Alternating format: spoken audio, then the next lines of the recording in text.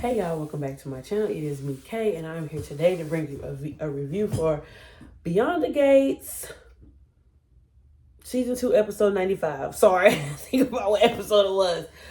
But yeah, y'all. So, to me, it wasn't really much going on this episode.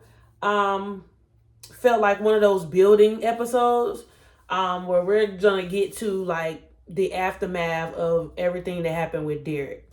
Okay, so I felt like in the beginning, a lot of the focus was put on Ashley and her grieving. But I do like the fact that they at least showed us one of Derek's parents. So we're meeting Derek's parent this episode, and Derek's father comes and checks on Ashley. He also said that he went and cleaned out Derek's apartment, and that he had 2 trinkets from Derek's apartment that he wanted Ashley to have, which was a medal that he had received for I think outstanding duty or something, or he saved somebody from some kind of water rescue, and then he saved the lady's cat. And so I'm glad that he was able to brighten up Ashley's day. But I kind of feel like, in a little bit of a way, Ashley kind of threw Jacob under the bus just a little bit, because I feel like she didn't really provide clarity to Derek's father on why exactly what happened to Derek. And I feel like it wasn't really explained, in other areas as well, as to why Derek was there. And so I feel like it's kind of missing a little bit of context, because Derek really wasn't supposed to be there. And it's not like Jacob told Derek to be there, or Jacob asked him to be there, or, I mean, it's kind of, it's kind of, to me, playing the blame game a little bit. But I mean, I don't want to blame Derek for being there, but Derek was not supposed to be there because Derek kind of overstepped a little bit. I mean, even though the reason why he overstepped was because of Grayson, but you know what I mean? Like, I kind of feel like it's kind of hard for them to just, like, put Derek's death on Jacob like that. And honestly, I wouldn't necessarily put Derek's death on Grayson, really. I mean, I can see if you, like, blame Grayson, but I can't even, like, fully blame Grayson. You know what I mean? But yeah, we also see Naomi come over and check on Ashley. She's been checking in with Ashley regularly just to make sure, Ashley is okay. But of course, Ashley is grieving. Derek's father also tells Ashley that he is taking Derek's remains home, and so they will have whatever kind of homegoing service wherever Derek is from, and then they'll move forward like that. And so then eventually Shanice comes over. I don't want to downplay, Naomi coming over and her giving Ashley, like, this playing activity to help her take her mind off Derek. I do want to say that. But Shanice did come over bringing food after Derek's father left. She showed Shanice the trinkets that Derek's father gave her, as well as she told her about the arrangements, that his father will be making once he finally gets Derek's remains to him. And so Ashley and Shanice plan on, having a memorial service for Derek at Uptown, since Uptown was one of Derek's favorite places. And it was a really nice and sweet moment between Ashley and Shanice, because Shanice was able to comfort Ashley and just, give her some real talk. Just basically because Ashley was kind of, feeling sad because she, was just wondering why Derek was such a great, why was he not good enough for her? And so Shanice just pretty much said, like, don't blame yourself, because Derek did do some wrongs, by you. But honestly, to me, like, I just feel like I kind of felt like Derek and Ashley wasn't getting back together just because, like, things had gotten too far. But I do feel like there were some moments where Ashley was kind of hard on Derek. I'm not gonna say she overreacted, because I don't feel like Ashley overreacted, because Derek had no reason to lie to her. But I don't know. Sometimes I'm not gonna say sometimes the things men do. Sometimes the men things do make sense in their mind, but then when they say they logic to other people, you're just like, what? You know what I mean? Like, I don't know. Anyway, but it was just interesting to hear Ashley, listen to Shanice and take Shanice's advice. Or she was like, I know you're gonna always give me the real. When Naomi said some things of the same sort. And I'm not gonna say she didn't take it as valuable from Naomi, but to me it just looked a little bit more accepted when Shanice said it. I don't know, maybe that's just the way I interpreted it. But there is a press conference at Garland. Because as you know, Garland is still dealing with the after effects of Leah being involved in the plasma ring. And so Jacob's father, Elon, is just there to make the public aware that, Leah was arrested. They got some other people that was associated with it. They arrested some other people associated with the plasma ring. And so they're looking to get down to business. And then Ted steps up to reaffirm what Elon said, saying that they're wanting to move on at Garland, and they're working on putting in place a new protocol, just so they can, ensure safety of the workers who are there and the patients who they will be seeing. Leslie did end up finding out there was going to be a press conference at Garland as well. And so she showed up. And I just want to say that I didn't blame Leslie for wanting to be there and stating her case, but that charade that she pulled, like, I could see, like, if she was really about her business, like, and the reason why, Grayson was working at the clinic that night that whole situation went down. If she was about her business, I could see her wanting to be at the press conference just to maintain, the reputation of her clinic as well, because her clinic was in partnership with Garland. But that stunt she pulled by trying to, cry and put on theatrics for Derek, even though her and Derek did not get along at all, girl, you did too much. You did too much. And then the crying, and then her lifting her hand toward heaven. I'm like, Miss Ma'am, mamas, please. You really doing too much. You really doing too much. And then it was the fact where she like hopped or threw herself into Teddy's arms. I'm just like, girl, you did that intentionally to get on Shanice's nerves, based off that whole conversation that happened at the country club when Ted tried to set a boundary with you. And that's why Ted needs to continue to set boundaries with Leslie, to let her know that this is not going to be tolerated. Because when he shows moments of grace, like he did a couple of episodes ago when Shanice checked him, Leslie don't know how to just move forward and be casual with things. She got to do too much. You can't give people like Leslie an inch, because she's going to take it kilometers. Not even a mile. She's going to take it kilometers. She's going to go way too far, overly too far. And you can't give nobody like her no grace. You can't give her no nothing. The most you can give is a thank you very much. Hey, how you doing? Okay, thanks, bye. That's all you can give her, Ted. Because you can't give her no grace, because she do too much. I also wanted to talk about the fact that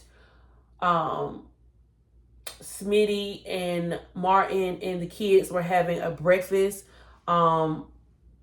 Samantha was trying to get out the door as soon as possible, because she said that she had to do a photo shoot for, Cotillion, post Cotillion. And Smitty had to go because, he was trying to get ready to go to the press conference, but Martin got them two to sit down at the table, and then Tyrell was there, of course. And so they had their family breakfast. But once the breakfast was over, you could tell that Tyrell had something pressing on his heart and his mind. And I'm glad they actually took the time to have this little father-son moment, because earlier, I feel like last season, the kids were kind of like distant from Martin, or because Martin was very like involved in politics, and so he wasn't around, and so Smitty had kind of taken on the more nurturing parent, and so Martin has been trying his hardest to be more there for his children, and talking to them, having conversations with them, and he's especially had to do that a lot more since Smitty has been gone a lot recently to work on the investigative piece and out there searching for information and stuff like that. So I was glad to see that Tyrell and Martin had this one-on-one moment talking about Tyrell's deflowering, because last episode, a couple episodes ago, when Tyrell and Jessica decided to be intimate, the way Tyrell was looking afterward, like it was giving regret, but then it was just like, I know this is over. Like, it gave that, and I was just like, oh my God, if that boy break that girl hard after they just shared this very tender moment with each other, I was just like, Tyrell, please. But to see that conversation transpire in conjunction with the conversation that Jessica was having with Samantha, I thought that was interesting, because even though Jessica, I felt like that was great maturity on Jessica's end, because even though she still really likes Tyrell, she wants to be with him, but because their lives are going in two separate directions soon, I think she did what was best, because like she said, you don't want to get anybody's feelings hurt. You don't want to put him through that, because like she said, the longer that they are together, the more hurt that it's going to cause. And I thought it was even nice that she even said that she still wanted to spend time with him, because, just because, now I thought she was going too far when she said she wanted to do it again, but I was just like, girl.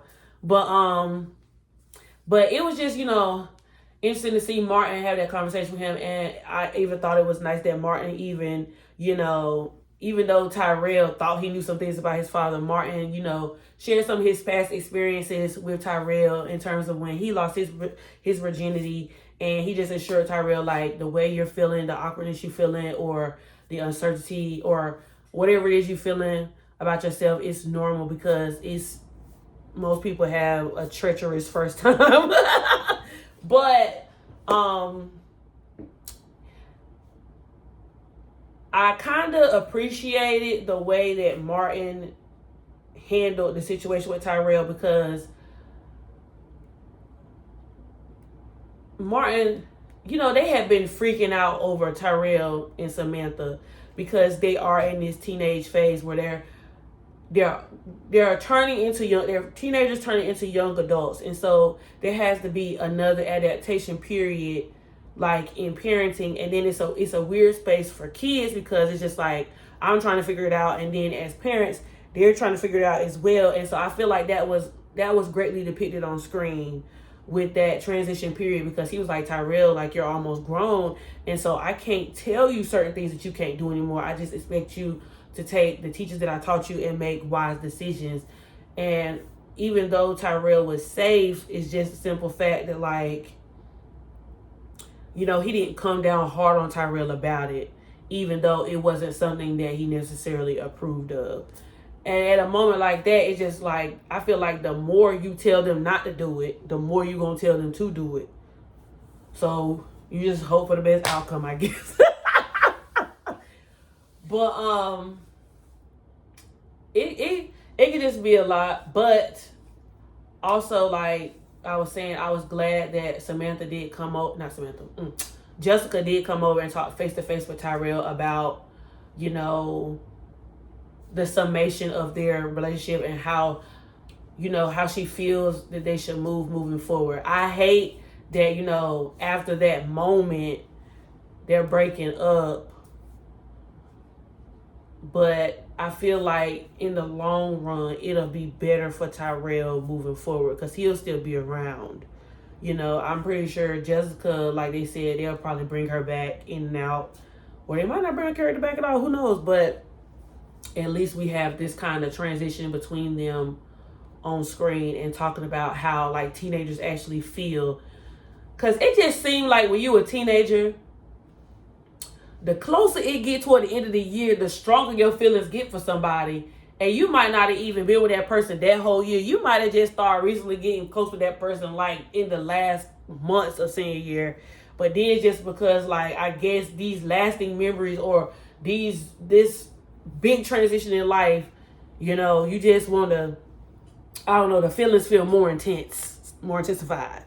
I guess that's the best way, you know, I can put it. But, you know, we've all been teenagers before, child. We've all been teenagers before. What else?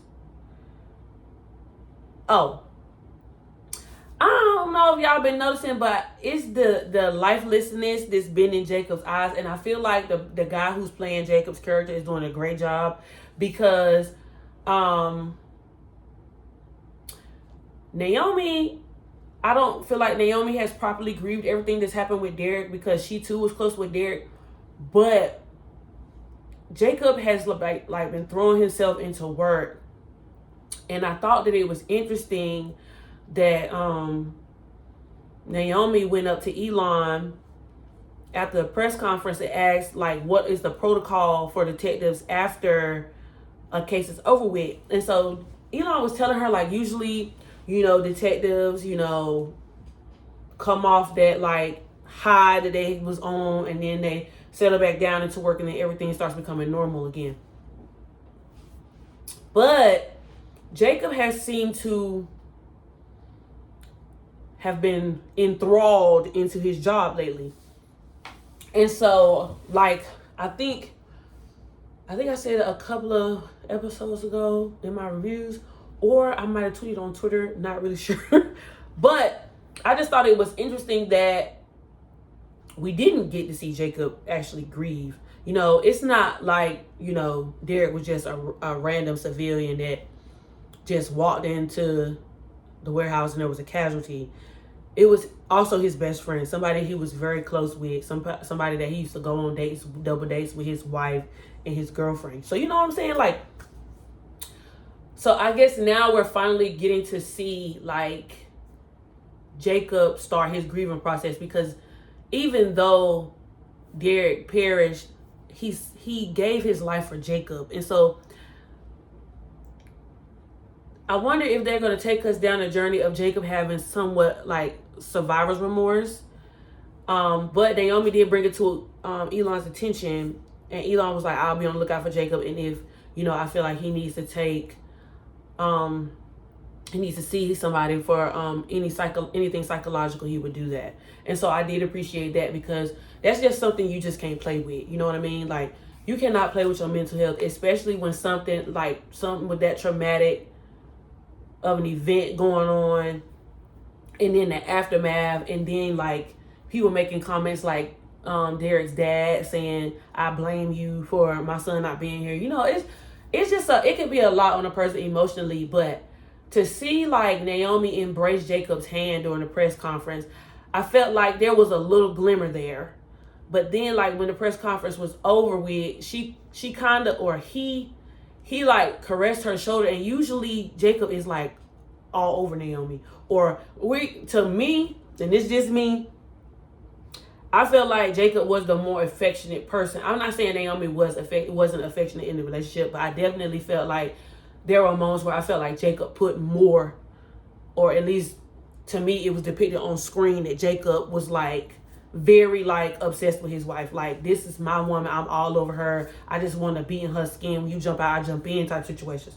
And so to see him just caress her and not be affectionate with her, I'm just like, oh my God, he's really going through it. He's really going through it. And I'm interested to see how his journey through this grief and his transition, but with the aftermath of the case and the wrapping up of the case, and then, you know, him telling Derek's father that he's going to try to expedite the process to help his father get Derek's remains. And so I do hope that we also get to see Jacob go through grief counseling. I think that would be a great thing to like broadcast on the show, because one thing I do think Beyond the Gates does well is they do a good job of bringing awareness to issues that, you know, people go through, not only just in the Black community, but like in everyday life, you know what I mean? And so I think, I think that would be an interesting thing to see. Hopefully, the way that hopefully the way that Jacob has always tried to support Naomi, I hope that Naomi is able to stick it out, because y'all know Naomi can be stubborn sometimes. She can be just so stubborn sometimes and kind of make the situation about herself. But she's been so, I feel like this experience with Jacob being gone has been such an eye-opening experience for her, because there was a time where I thought that she was going to leave Jacob, or I thought that that rough patch was going to get even rougher. And she just, she kind of excluded him out of like life decisions, or like even with the baby thing. Like, I'm not saying Naomi was wrong about the baby thing, but she definitely like drew the line quick, and it was no negotiations. And like she was making it seem like her marriage was about to be over with. So I'm interested to see like how this is gonna transition. And y'all know she still has not told Jacob about her having that gene. So it's just a lot of stuff that I'm interested to see moving forward in terms of the storyline with Jacob and Naomi, and how Derek's death is going to change them, and how their relationship will evolve after this. We also see Grayson run into Jan at Orphe Jeans. Jan was there with Mona prior, and Mona had just dropped info on Jan that she found out that she was a type 2 diabetic. And so, like I said just a few minutes ago, that Beyond the Gates does do a good job with like bringing up awareness for just everyday life issues that people deal with. But as Mona left, Jan was still there. She saw Grayson. Grayson told her that, he ended up leaving Ashley's because he's just trying to give Ashley some space right now, because, Ashley's just not happy with him right now. And she was just like, I just want you to make sure you keep tabs on her. She'll come around. She's just going through a rough patch. And so Grayson was like, okay, I'll do whatever I can, and whatever she wants me to do, I'll do it. And then as Jan leaves, guess who walks in? Cruella de Vil herself, Leslie. Leslie walks in, and she's, trying to talk to Jan. But of course, her and Jan still ain't really cool like that. Jan ain't really rocking with Leslie like that, because it's still a lot going. It's still a lot of residual effects from everything that Leslie has done since the show started.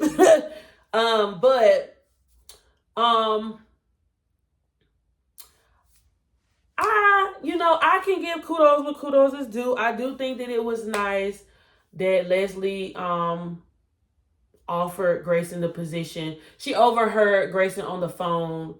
We don't know who Grayson was talking to, but Grayson evidently owed somebody some money. And since the lab is closed and he hasn't been able to get any extra plasma money, he's not able to make any more payments for his life and for his mom's life. So he's kind of in a financial bind.